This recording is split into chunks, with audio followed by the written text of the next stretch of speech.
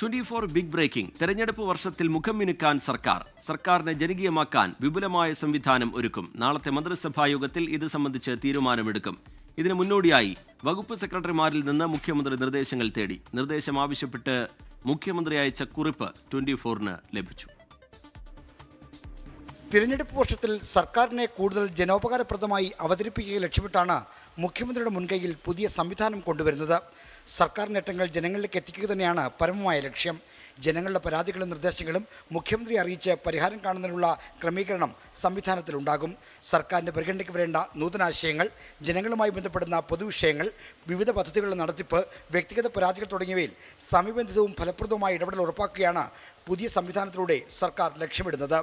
സർക്കാരിൻ്റെ പദ്ധതികളും ഇടപെടലും കൂടി ജനങ്ങളെ അറിയിക്കാനുള്ള ക്രമീകരണവും വിവരവിനിമയ സാങ്കേതികവിദ്യയുടെ സഹായത്തോടുള്ള പുതിയ സംവിധാനത്തിൽ ഉണ്ടാകും. വകുപ്പ് സെക്രട്ടറിമാരിന് ലഭിക്കുന്ന നിർദ്ദേശങ്ങൾ കൂടി പരിഗണിച്ച് നാളെ ചേരുന്ന മന്ത്രിസഭായോഗം ഇക്കാര്യത്തിൽ അന്തിമ തീരുമാനമെടുക്കും. പദ്ധതി നിർവഹണത്തിനും മേൽനോട്ടത്തിനും പരാതി പരിഹാരത്തിനും നിലവിൽ കുറ്റമറ്റ സംവിധാനങ്ങൾ ഉണ്ടായിരിക്കെ പുതിയ സംവിധാനം ഇലക്ഷൻ സ്പെഷ്യലാണെന്നാണ് സൂചന. ആർ ശ്രീജിത്ത്, 24, തിരുവനന്തപുരം.